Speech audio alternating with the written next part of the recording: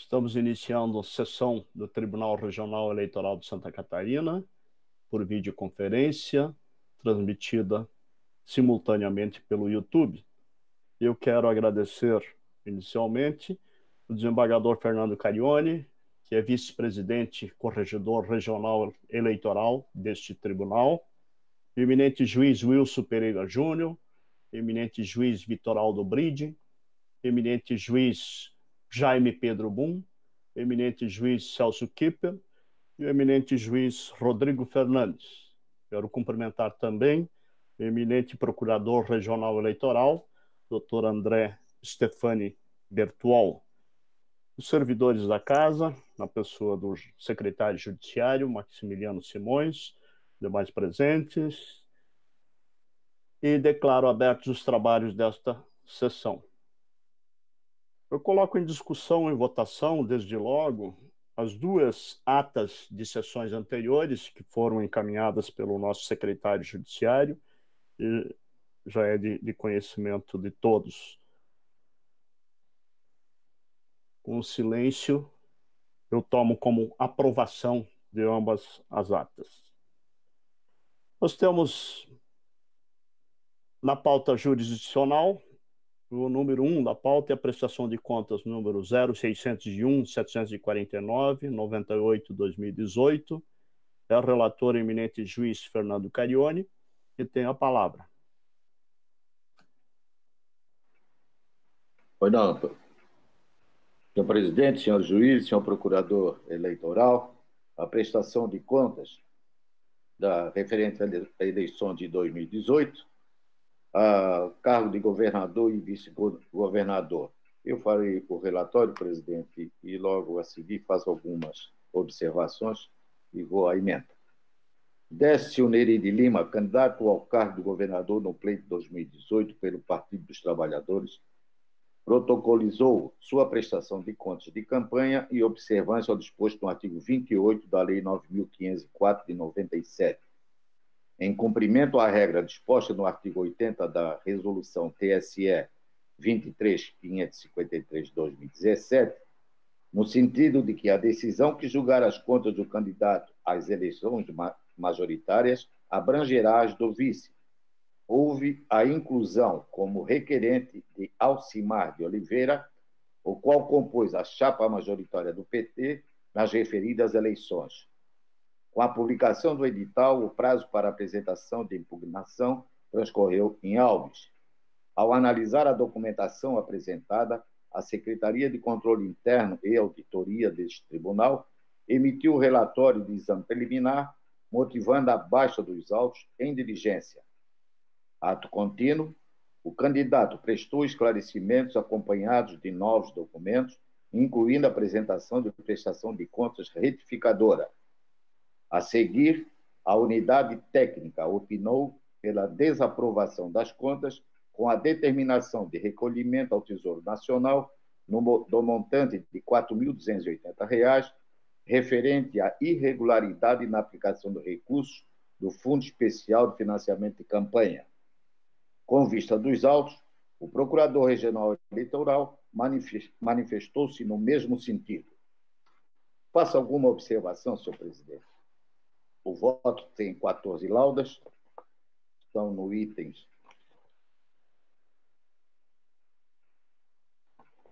Eu vou direto aonde há maior abrangência.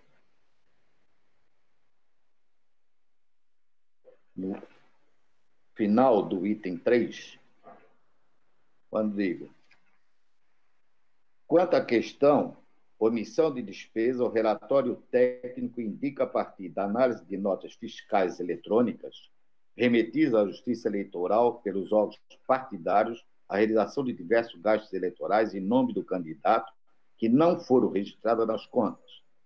Após fazer o exame de esclarecimento e da documentação trazida aos autos pelo candidato, a unidade técnica manifestou-se nesses termos: eu vou ficar quanto à empresa Coan.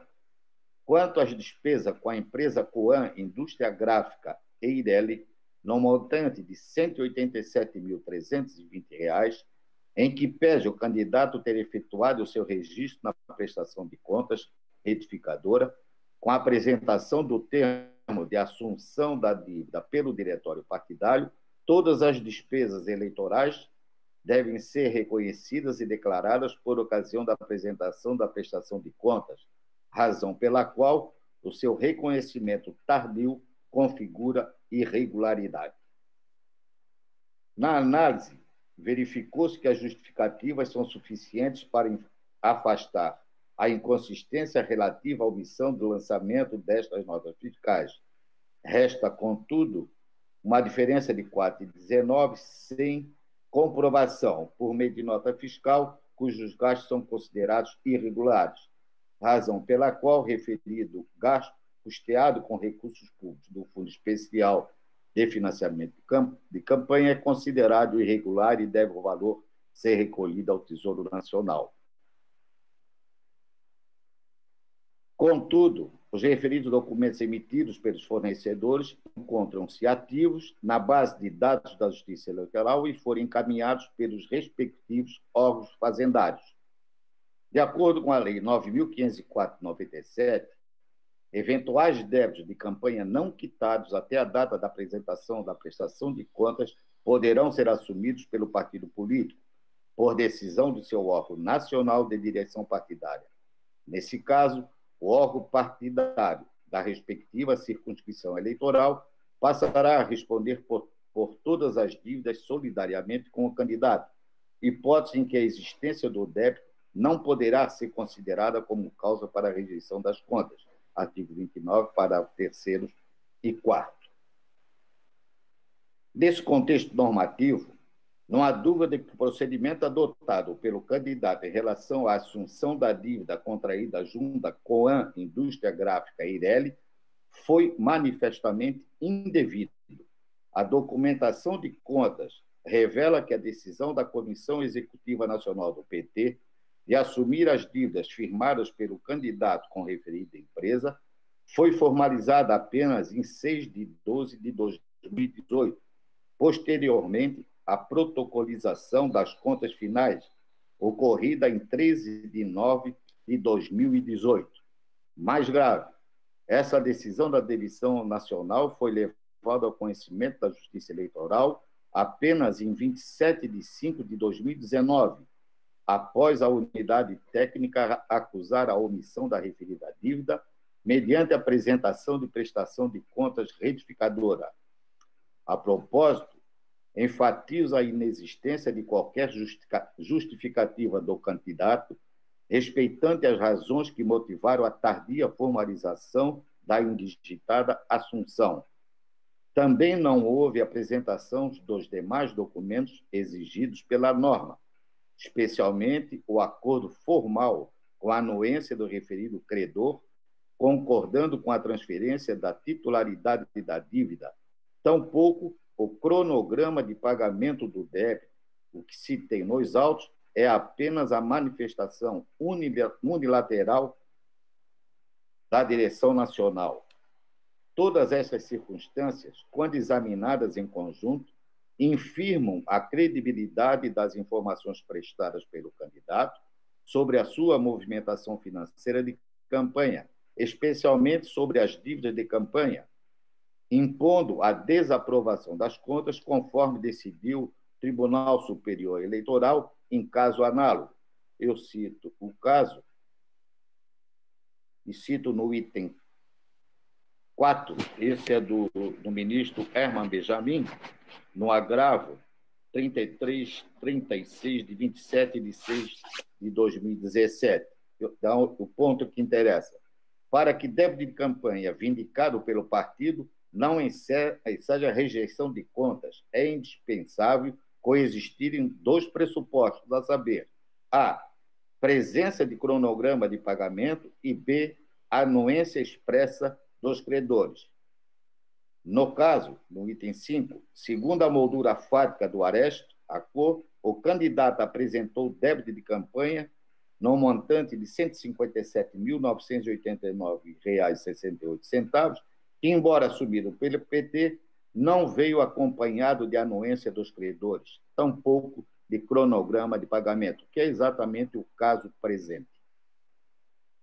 Por outro lado, convém rememorar que a retificação da prestação de contas somente é permitida sob pena de ser considerado inválido caso o candidato apresente extrato de prestação de contas devidamente assinado, acompanhado de justificativas e, quando cabível, de documentos que comprovem a alteração realizada.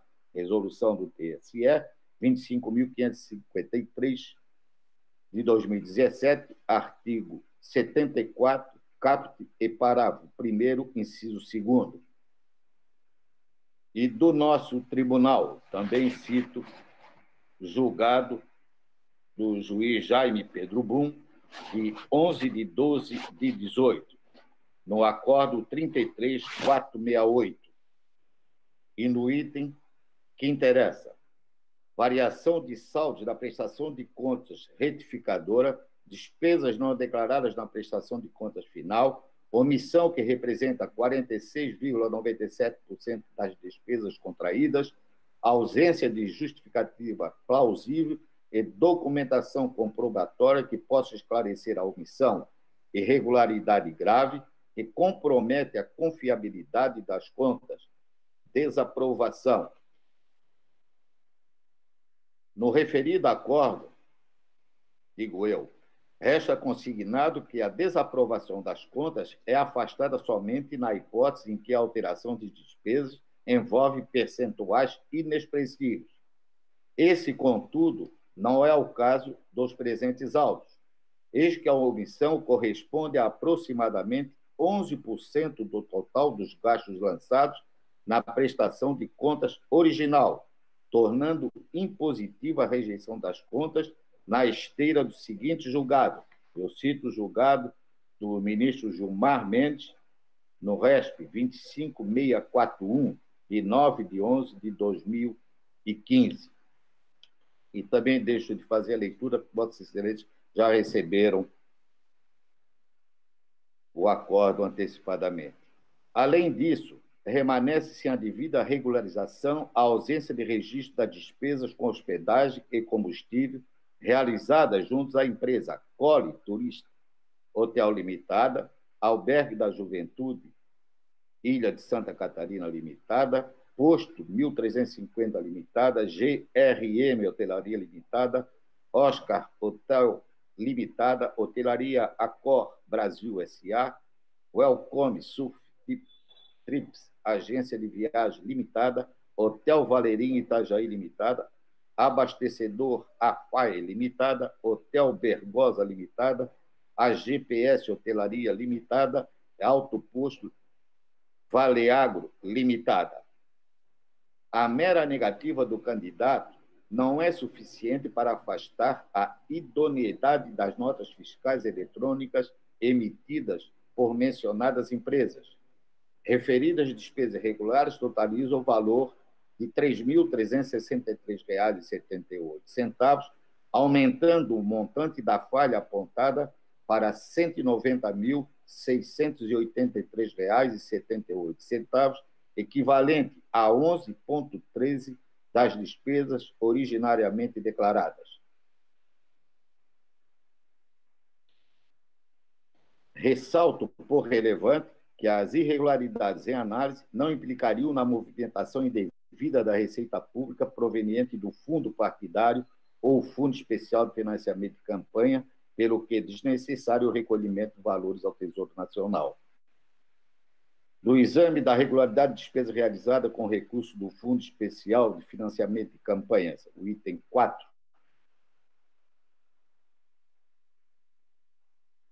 a unidade técnica destaca a existência da inconsistência na comprovação de despesa paga com recursos públicos destinados à campanha do candidato.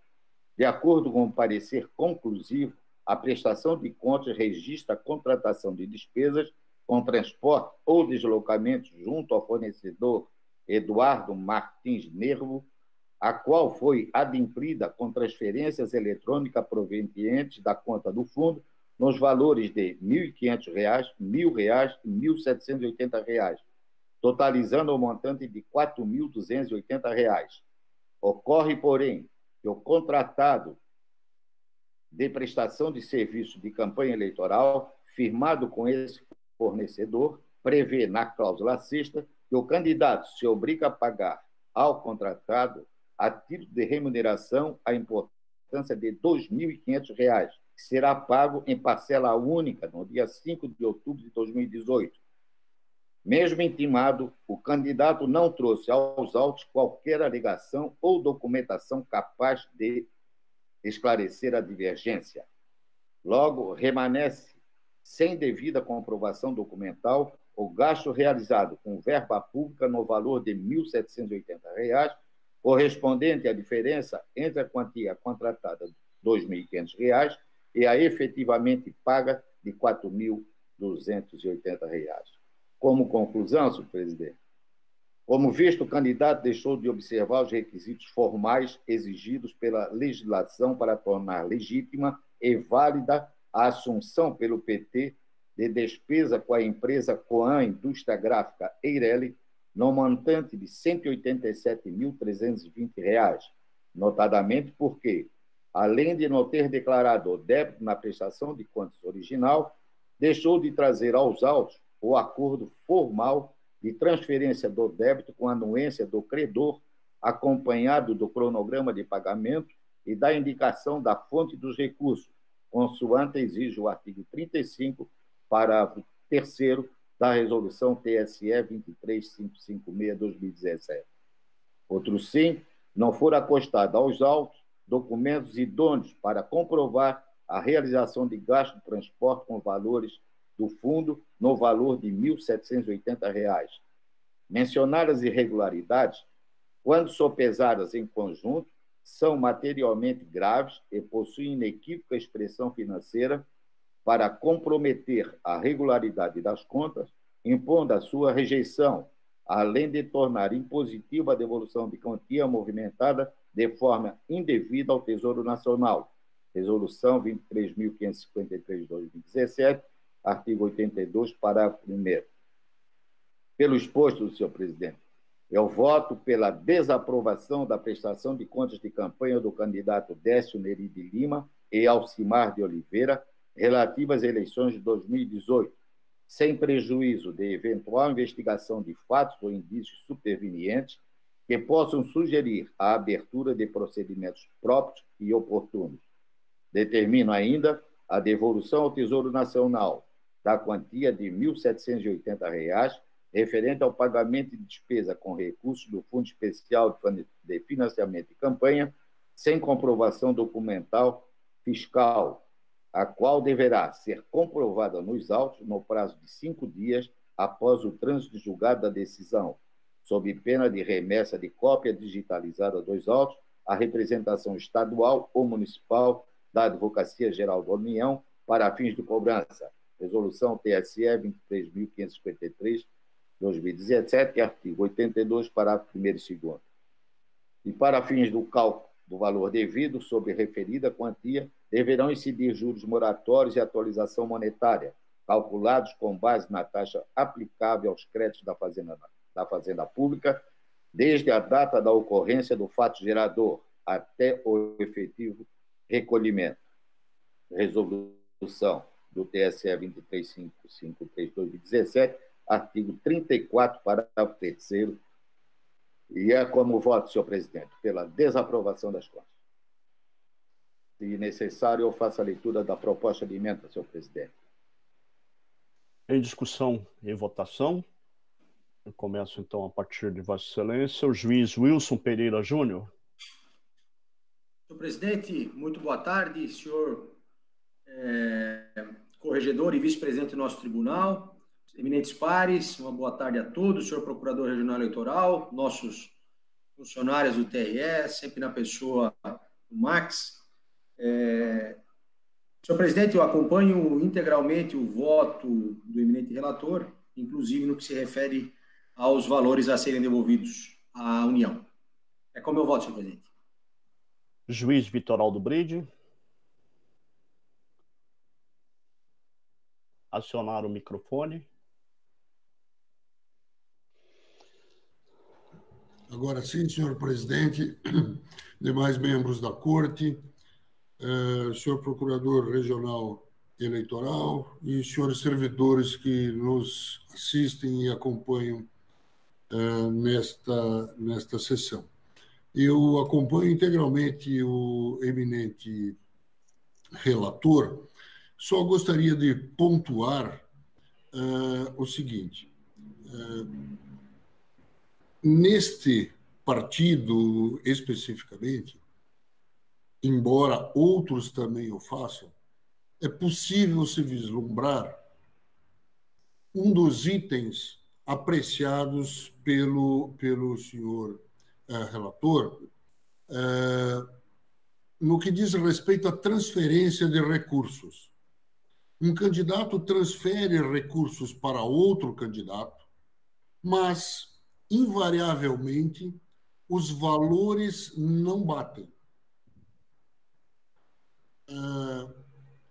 Eu sei qual a posição da Corte, mas gostaria de me manifestar nesse sentido para que, eventualmente, não neste momento, porque se vem julgando desta forma, mas em julgamentos futuros se possa refletir sobre a possibilidade de se aferir com maior profundidade essa questão da divergência dos valores. Hoje aqui foi citada uma candidata a deputado que teve as contas desaprovadas, mas não por este motivo, não por esse motivo, foi por outro motivo.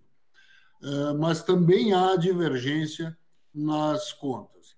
Lembro que a motivação é de que não se sabe a quem atribuir. Sinceramente, penso que há possibilidade de se desaprovar as contas de ambos, mas, volto a dizer, isso tão somente para reflexão nas futuras prestações de contas e nos futuros julgamentos. Muito obrigado, senhor presidente. Eu acompanho o relator na íntegra. O juiz Jaime Pedro Bum. Senhor presidente, senhor corregedor regional eleitoral, senhor procurador regional eleitoral, senhores juízes, senhores servidores, em cumprimentando o eminente relator pelo conteúdo forte do seu pronunciamento como voto, digo que acompanho Sua Excelência. O juiz Celso Kipper. Senhor presidente, boa tarde a todos. Eu também acompanho integralmente o relator. O juiz Rodrigo Fernandes. Senhor presidente, senhor vice-presidente, corregedor regional eleitoral, senhor representante do Ministério Público Eleitoral, demais juízes, muito boa tarde. Eu também, senhor presidente, acompanho na íntegra o relator. Eu também estou de acordo com o voto do eminente relator e proclamo o resultado, por votação unânime, desaprovar a prestação de contas. Passamos então ao próximo, número 2 da pauta, que é a prestação de contas número 0601-706-64-2018. Relator, o juiz Vitoraldo Bride, que tem a palavra.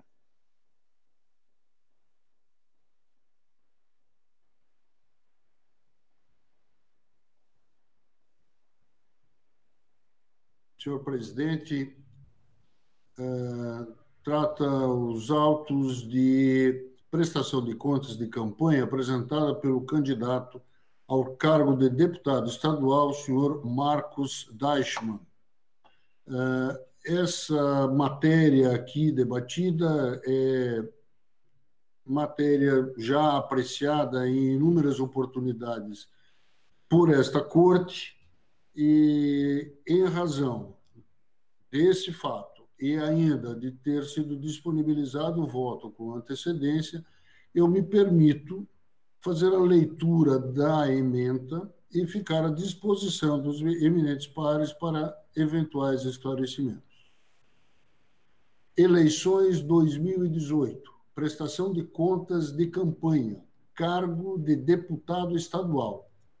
realização de despesas com combustíveis sem o correspondente registro de locação ou cessão de veículos ou publicidade com carro de som, comprovação de propriedade de veículos automotores próprios na declaração de bens entregue com o registro da candidatura, compatibilidade do volume de combustível adquirido, ausência de retificação de conta, nas contas do número do CNPJ de fornecedor de campanha, divergência pontual entre lançamento de despesas e o respectivo registro constante dos extratos eletrônicos, irregularidades que não tiveram o condão de comprometer a regularidade e a confiabilidade das contas, anotação de ressalvas,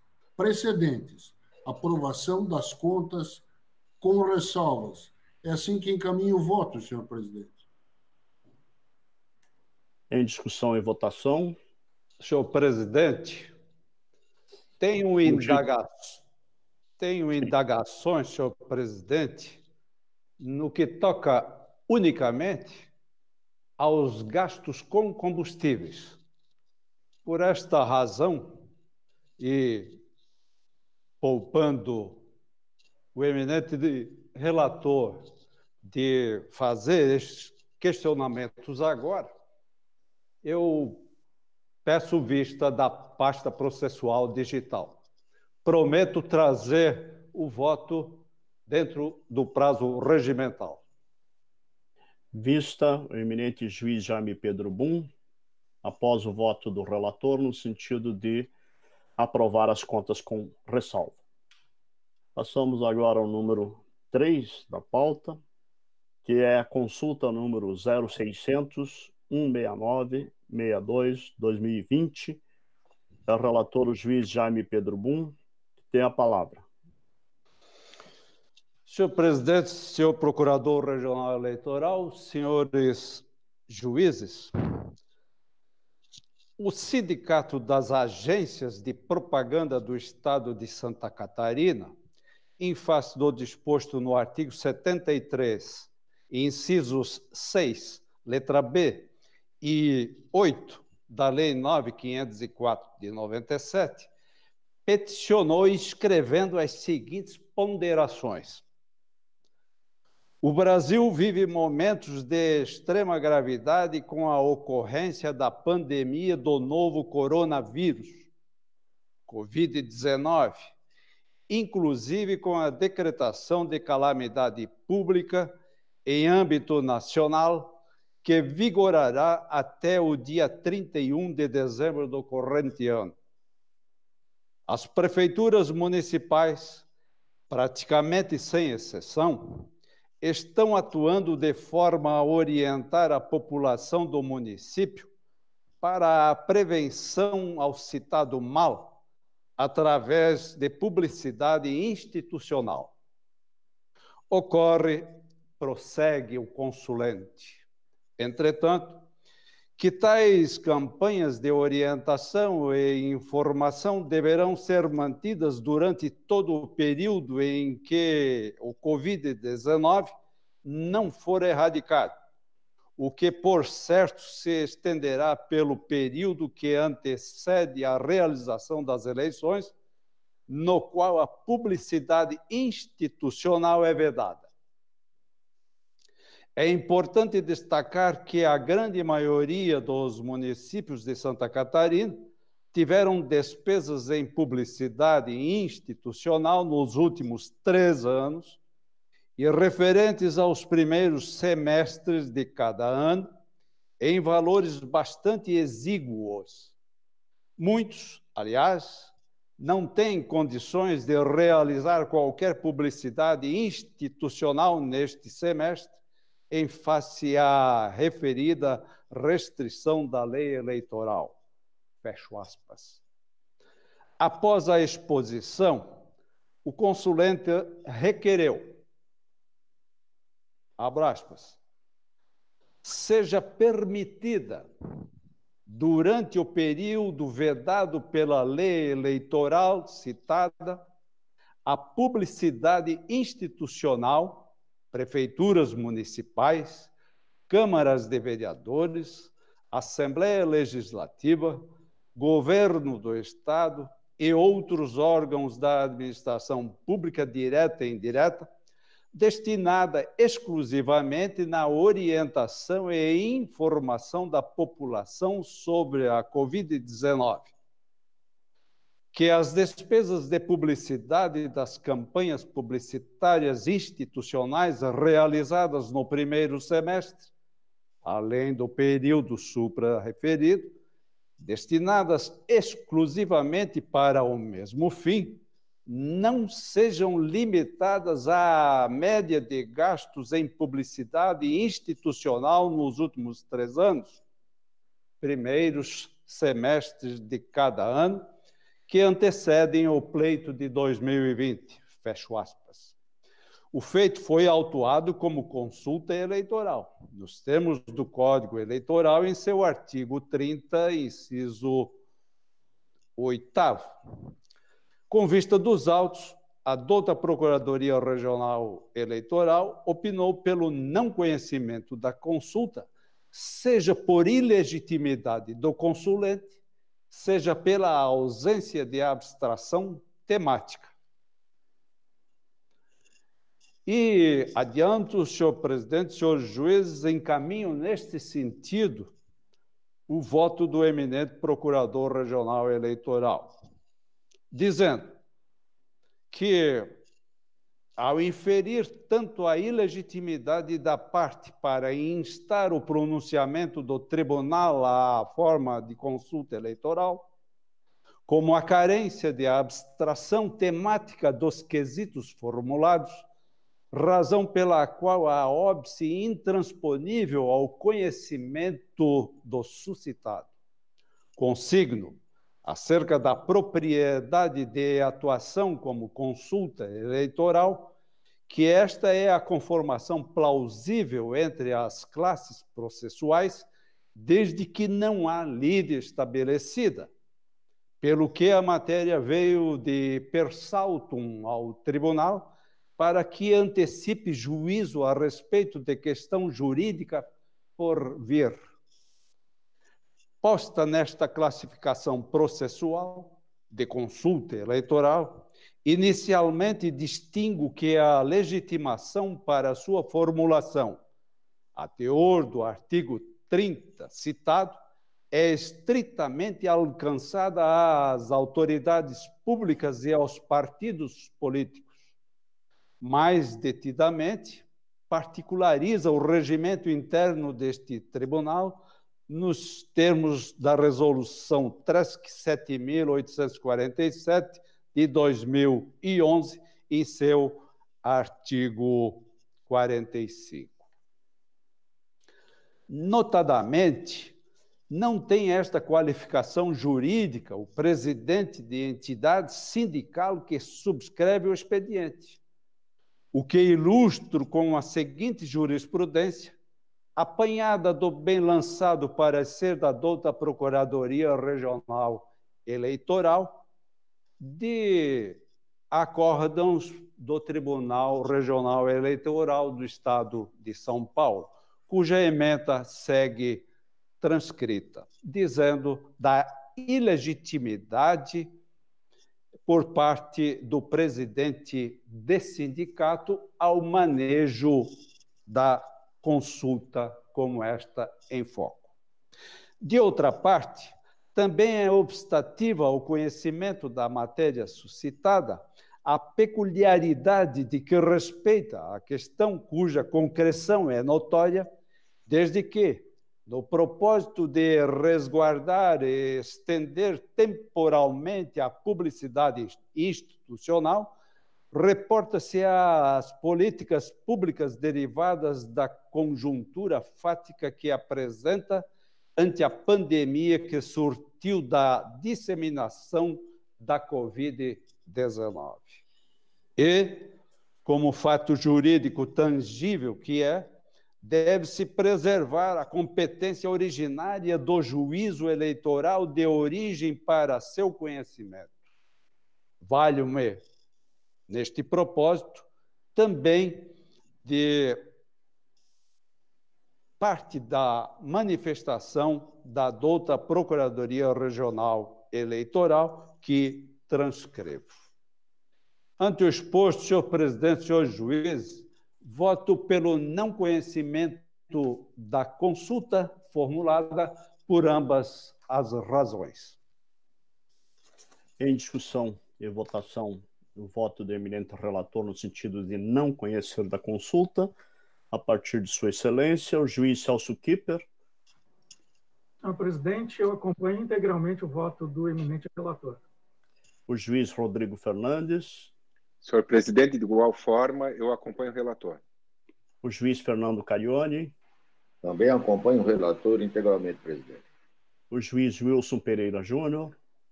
Senhor presidente, eminentes pares, o que se buscava no Tribunal Regional Eleitoral de Santa Catarina, e aqui eu já antecipo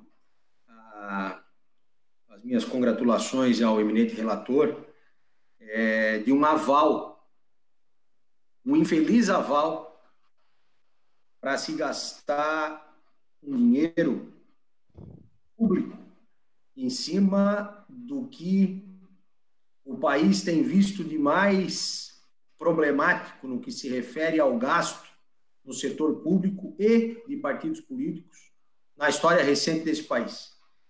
Tenho visto, não estou julgando aqueles casos, estamos nesse, mas tenho visto algumas decisões e alguns entendimentos doutrinários que têm me causado mais cuidado ao julgar quando esses casos vêm a Santa Catarina, porque de tudo que nós estamos vendo em épocas pandêmicas, que a gente nunca tinha vivido dessa forma, e eu acho que ninguém aqui dessa sala viveu, tudo que se busca é a brecha da lei para gastar sem fiscalização. E eu, mais uma vez, parabenizo ao eminente relator, conciso e preciso, e a todos os votos que o antecederam. Eu gostaria de fazer esse registro, senhor presidente, porque um dos primeiros processos que eu julguei nesse Tribunal Regional Eleitoral, lá nos idos de 2016, falava exatamente desse tema, de gastos com publicidades em município pequeno, que não tem recurso, e de lá para cá eu tenho me tornado um humilde estudioso, e uma consulta dessa seria, de fato, muitíssimo perigosa caso o eminente relator não encaminhasse o seu voto dentro do seu pirocínio jurídico, evidentemente dentro do que propõe a jurisprudência do nosso tribunal. Então, eu encaminho integralmente o eminente relator, senhor presidente. O juiz Vitor Aldo Brinde. Eu acompanho integralmente o eminente relator, senhor presidente. Senhor presidente, tem algum esclarecimento? Senhor presidente, aproveitando as colocações do eminente colega Wilson Pereira Júnior, eu quero dizer também, e isso me veio logo à mente, que os termos da consulta, por si só, dizem às escâncaras do oportunismo, da ganância, aproveitando-se da pandemia que assola o mundo inteiro. Isto, para mim, é mais que uma vergonha. O consulente deve estar envergonhado a esta altura. Passo ao meu voto, então, e acompanho o eminente relator e proclamo o resultado, por votação unânime, não conhecer da consulta. Nós esgotamos a pauta jurisdicional, não temos pauta administrativa, passamos, então, agora aos assuntos gerais. Alguém quer se manifestar? Eminente juiz Fernando Carione. Presidente, esse voto do juiz Jaime Boom seria de bom alvite que nós dessemos uma publicidade a ele, presidente. Perfeitamente. E vamos levar ao conhecimento, né, até uma promoção do nosso procurador eleitoral, e nós temos que realmente, isso nós temos que dar vazão e conhecimento público do que está se passando. Perfeitamente. O nosso secretário judiciário encaminhará a Ascom o assunto para que seja publicado. Senhor presidente? Está pedindo a palavra o nosso querido procurador regional eleitoral, por favor. Inicialmente cumprimento Vossa Excelência, eminente corregedor, os demais juízes e servidores da casa. Também quero comentar a respeito desse caso aí, para informar que esse tipo de consulta tem sido repetida por todo o Brasil, tenho conhecimento pelos contatos dos demais colegas. Invariavelmente, como não poderia ser de outro modo, respondido no sentido da ilegitimidade do consulente. Porém, no nosso caso, evitamos já a repetição que tem ocorrido em outros estados, quando, dada a ilegitimidade, a consulta é repetida por uma, então, autoridade competente. No nosso caso, já estabelecemos que a pergunta foge também à abstração temática, muito bem colocada pelo relator, também havia anotado na minha manifestação, porque, tratando-se de uma competência do juízo eleitoral, essas circunstâncias têm de ser avaliadas realmente no caso concreto, né, com o que está acontecendo naquele município. Porque um município, como seria abstraído, por exemplo, tratar disso num município que não tem nenhum caso, enfim, há uma multiplicidade de situações concretas que tornam realmente problemática. Só quero sublinhar essa falta de abstração no voto do relator. Então, nós já evitamos isso também, e não é de duvidar que haja outras questões envolvendo essa pandemia que tanto nos abala. Muito obrigado. Agradeço a Vossa Excelência. A palavra continua livre. Senhor presidente. O juiz Celso Kipper.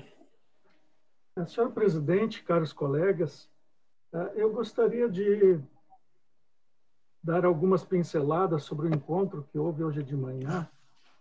Eu participei, na qualidade de juiz de cooperação, do 4º encontro da Rede Nacional de Cooperação Judiciária, promovido pelo CNJ e coordenado pelo conselheiro do CNJ, Mário Guerreiro. Houve a participação, senhor presidente, de mais de 250 integrantes do Judiciário Nacional, e havia 2 principais temas que foram discutidos. O primeiro é a análise minuta da resolução do CNJ sobre a cooperação judiciária. O segundo tema foi propriamente uma análise, um relato das medidas tomadas pelo CNJ na prevenção ao contágio pelo novo coronavírus. Então, o evento, como eu disse, coordenado pelo conselheiro do CNJ, Mário Guerreiro, o conselheiro iniciou e, inicialmente, veio a palavra um vídeo do ministro Dias Toffoli, em que ele deu as boas-vindas aos participantes, cumprimentou os participantes e falou dos eixos da administração, no entender dele, que seriam os principais eixos seriam a transparência, a eficiência e a responsabilidade. Mais adiante, em seguida, o ministro João Otávio de Noronha, presidente do STJ, nessa abertura, né, disse, eu estou tentando pegar alguns excertos, algumas questões, resumir algumas questões principais. O ministro João Otávio de Noronha disse que entende que não é concebível, em um país de dimensões continentais, como o Brasil, com 91 tribunais, não haja novas formas de viabilizar o diálogo, o intercâmbio, a troca de experiências, a colaboração e a cooperação judiciárias. Em seguida, falou o ministro Humberto Martins, corregedor-geral do CNJ, e também ministro eleito presidente do STJ, né? Que também deu as boas-vindas e terminou. Depois eu vou voltar a falar do ministro Humberto Martins, porque ele volta a falar sobre um dos temas do encontro. E ele terminou com uma frase que é costumeira dele, pela qual ele já está sendo conhecido, no sentido, e ele falou isso 2 ou 3 vezes, né? Deus no comando, magistratura forte, cidadania respeitada. A partir daí, veio a parte mais técnica do encontro.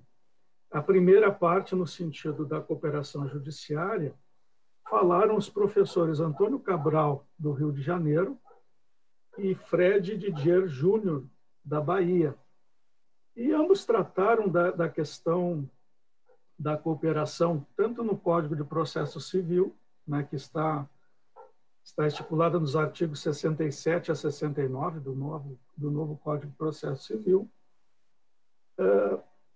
e trataram, então, desse processo cooperativo. Disseram, o professor Antônio Cabral falou que antes a cooperação existia apenas, era mais disciplinada a cooperação das partes direcionada aos juízes e a cooperação das partes entre si.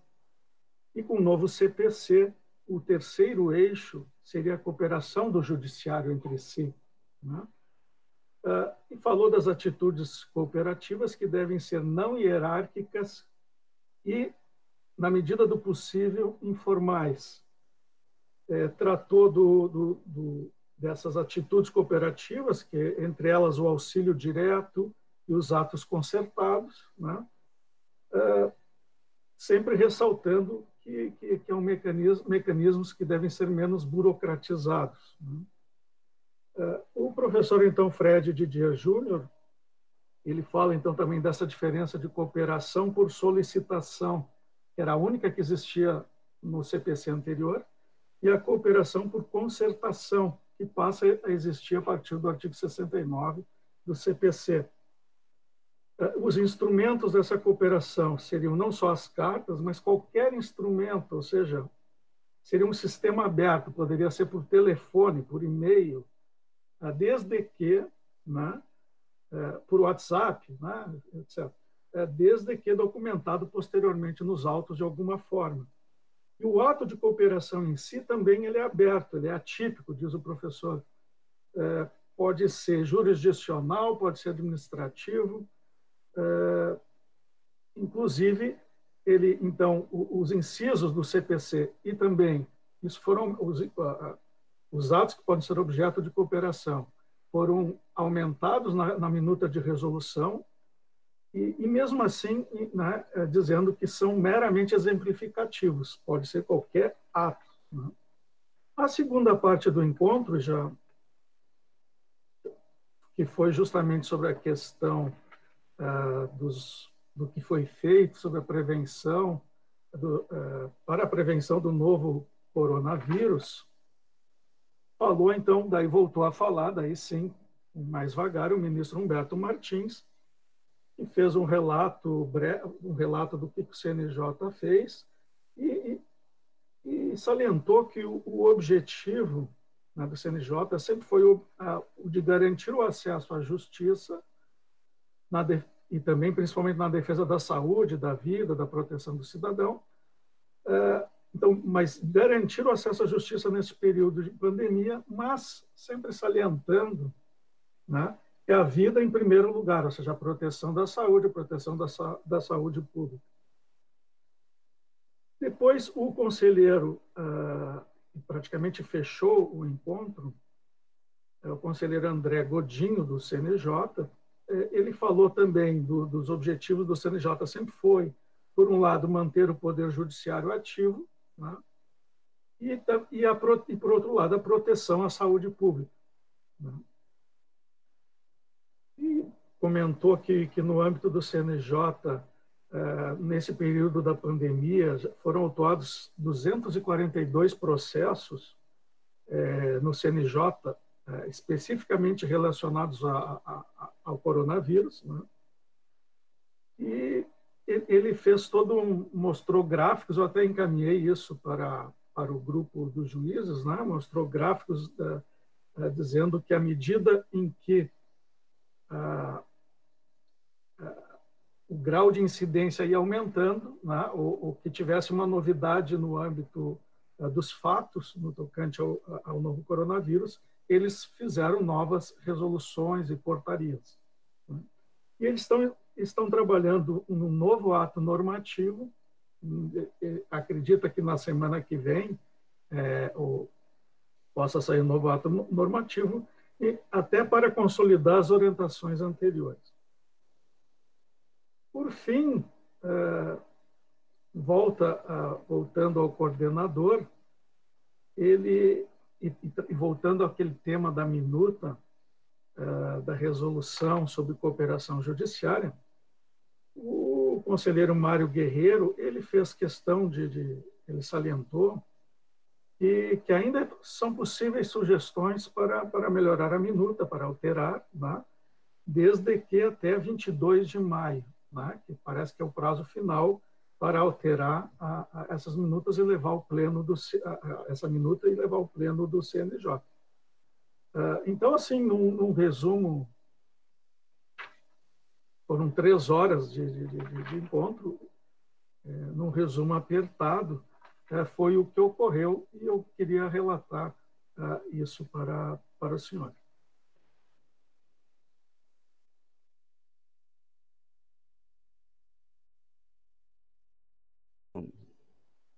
Ativando agora.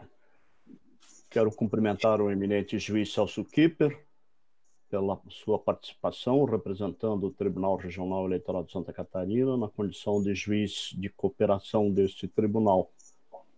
E também o desembargador Fernando Carione, que assistiu ao encontro. Eu captei aqui da informação trazida pelo eminente juiz Celso Kipper os detalhes do encontro. Eu penso que é algo positivo para o Poder Judiciário em geral, nacionalmente.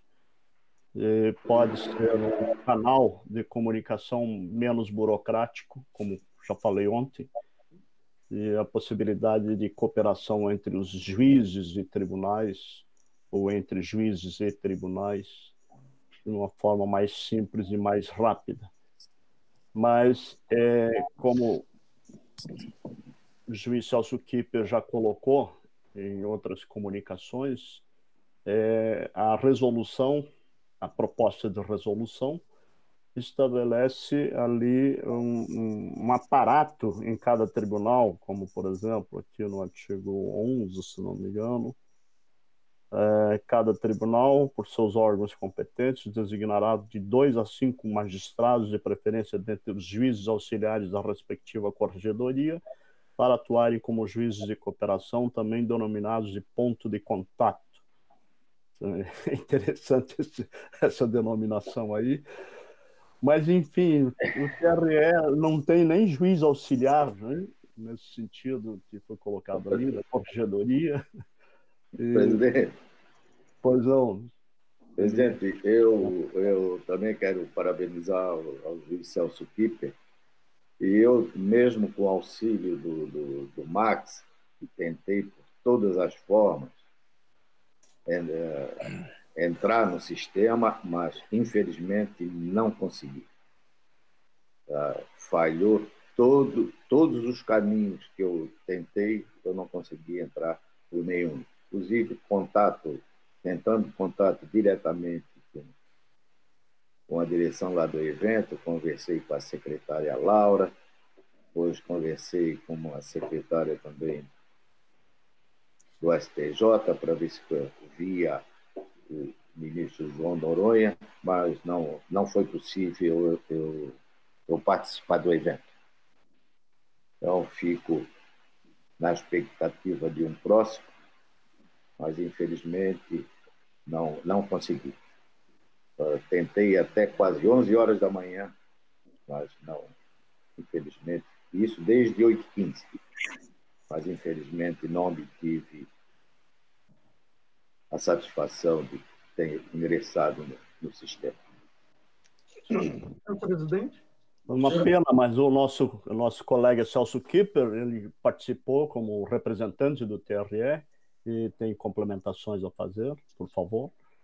Eu só gostaria de complementar, como há uma preocupação nossa com a estrutura do TRE, e aparentemente na minuta de resolução se passaria a exigir uma estrutura maior, e uma estrutura que talvez no âmbito do TRE não comporte.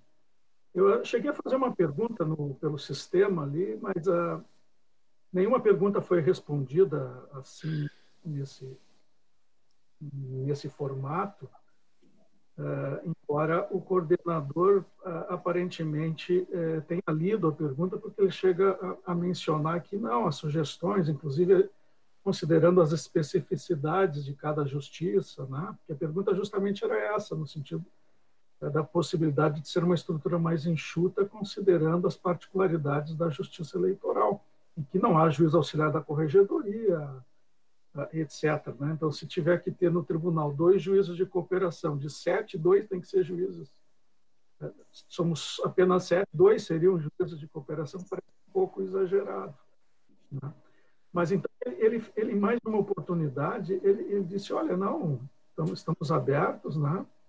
Ele deu um e-mail para fazer, digamos, essas sugestões. Não sei se há outros caminhos, talvez por intermédio do Tribunal Superior Eleitoral, não sei, ou se utilizar desse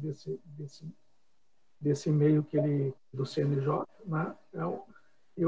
Se for utilizar, eu até queria que fosse o próprio corregedor ou o presidente presidente do tribunal para dar mais força, assim. Mas eu também posso fazer como juiz de cooperação, se for o caso. Posição. Juiz Jaime Pedro Bum, por favor. Eu sinto que o próprio TSE vai tomar as rédeas neste sentido, não é? Então, talvez devêssemos aguardar a manifestação do TSE também neste particular, né? Em relação a esses 2 juízes aí que haverão de se manter permanentemente plugados, não é assim, presidente? É isso aí, modernamente falando. Mas eu diria o seguinte, juiz Jaime Pedro Bum, eu tenho um prazo, né, para fazer as sugestões. E se o TSE não fizer nenhuma sugestão, nenhuma intervenção, nós ficaríamos sem nenhuma manifestação. Então, a ideia que eu tenho, que eu penso que o juiz Celso Kipper poderia encaminhar a consulta, não a consulta, a sugestão, no sentido de que nos tribunais regionais eleitorais, especialmente naqueles que não têm juízes auxiliares da corregedoria, que eu sei que há tribunais que têm, como São Paulo, Rio de Janeiro, Minas Gerais, tem juízes auxiliares da corregedoria, mas aqui não temos e vários outros tribunais não têm. Então, nesses tribunais, especialmente, que não têm juízes auxiliares da corregedoria, que a resolução previsse, então, uma estrutura mais enxuta, que seria, basicamente, integrar a estrutura, ser integrada apenas por um juiz cooperador, como é o nosso caso aqui, representados que estamos pelo juiz Celso Kipper.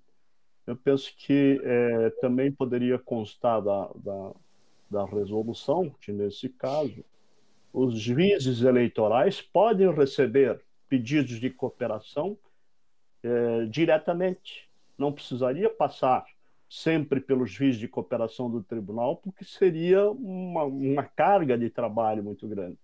Ele teria que intermediar essas cooperações e, na minha visão, não há necessidade. Elas podem ser feitas diretamente aos juízes eleitorais. E, eventualmente, sim, poderia algum tribunal, algum juízo querer encaminhar por intermédio do juiz de cooperação, não teria problema nenhum, mas que a resolução permitisse que os juízes eleitorais recebessem diretamente. Essa é a minha sugestão. Eu concordo, Excelência. Concordo com a sua sugestão. Presidente, eu também concordo com a posição de Vossa Excelência de nós fazermos, mas vejamos bem, dia 22 desse mês é o prazo fatal. Então, essa resolução vai ser editada. Não temos nenhuma norma outra que eles vão editar. Nós estamos, e hoje de manhã, na conversa que tive com outros colegas daqui do estado e de fora, é final de mandato. Então, deixar alguma coisa registrada no CNJ. E isso já não é a primeira ocasião que ocorre isso, e nós vamos ter que passar isso de vez em quando. Cortou o som? Essas normas. Porque o prazo de discussão, que eu vejo que nós poderíamos discutir com a maior profundidade a estrutura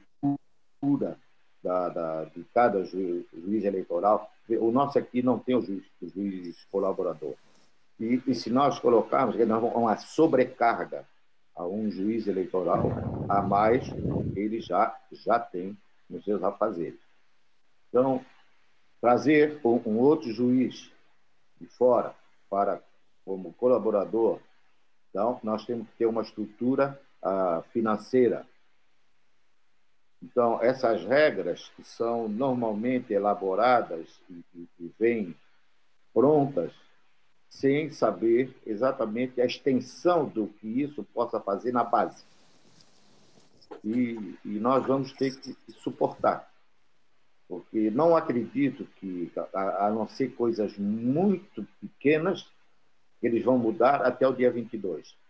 Nós estamos aí praticamente a 9 dias do dia 22. Mas eu acho que... Mas na sugestão nós temos que colocar. Eu não tenho a menor dúvida, não. Nós temos que colocar. E isso não tem uma menor dúvida que nós devemos pontuar. E acredito que o juiz Celso Pibe já está exatamente com os questionamentos prontos e exatamente remeter mesmo para, ao menos, ficar sentado à participação de Santa Catarina. Perfeitamente. Todos concordam, então, em que o juiz Celso Kipper encaminha as sugestões? Completamente. Sim, presidente. Estou de acordo, sim. Aprovado, então. É que as resoluções normalmente levam em conta protótipos de tribunais que têm certa estrutura, como os tribunais de justiça, os tribunais regionais federais, estruturas de corregedoria, por exemplo. Nós temos uma estrutura de corregedoria no TRE que é mais voltada à parte jurisdicional e operacional de cartórios, eleições e tal, e das correições também, evidentemente, do que de administração, de cooperação na administração da própria justiça e do tribunal. Então, são os protótipos não abrangem os tribunais regionais eleitorais. Então, eu acho que a sugestão, pelo menos encaminhada, ela deve ser e vamos ver o que acontece. Presidente, isso aí realmente assim ocorre e nós sentimos bem no Código de Processo Civil a sessão dos nossos cinco desembargadores extensivas, né? Onde a Câmara com cinco desembargadores são Rio de Janeiro, Minas Gerais, São Paulo e Rio Grande do Sul. Uhum. E as sessões que foram onde há divergência em 2-1 e vai para a extensiva, vão os 5, nós temos, como nós somos 4, temos que sempre deslocar um colega nosso de uma outra sessão, de uma outra Câmara, para compor junto conosco e chegar ao número de 5. Então, é exatamente assim. Não, essas consultas não são a todos que vão participar, eu só estou citando como exemplo. Então, nós temos que segurar do que vem mesmo, não tem outra forma. É isso, presidente. Então, mais alguém quer se manifestar? Presidente, o senhor me permite? Muito rapidamente. Juiz Wilson Pereira Júnior.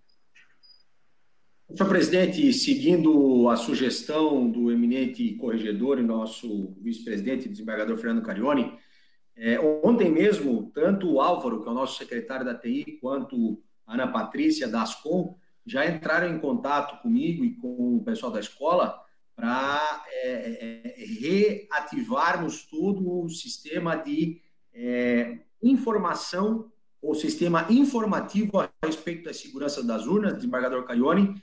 O material está sendo todo remodelado para o ano de 2020, né, já que estava modelado para 2018. Também seguindo a sugestão de Sua Excelência, nosso vice-presidente, nós, tanto o Álvaro quanto a Ana Patrícia, quanto a Ayrton também, nós já estamos conversando com o senhor Giuseppe, que é o responsável pelas urnas eletrônicas lá no TSE, e muito em breve nós devemos fazer aí um novo sistema de conversa, né, a tal da live, mas nós devemos fazer uma live ou com o Giuseppe ou com o nosso próprio colaborador, nosso secretário, que é um gênio e é um as na urna eletrônica também, que é o Álvaro.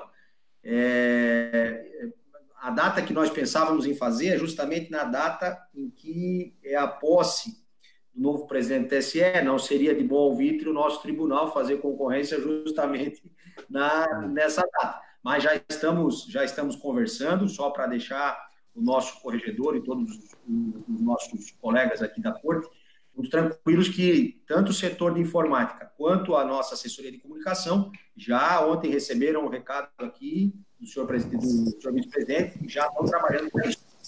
Também queria conversar com os eminentes pares, porque em que pese nós ainda estarmos há bastante tempo de junho, nós, tirando essa semana, só teremos sessão somente na última semana de maio. Então, eu fico aqui, deixo aqui um recado para que os colegas já comecem a pensar no calendário de 2021, no calendário de junho agora de 2020. Por quê?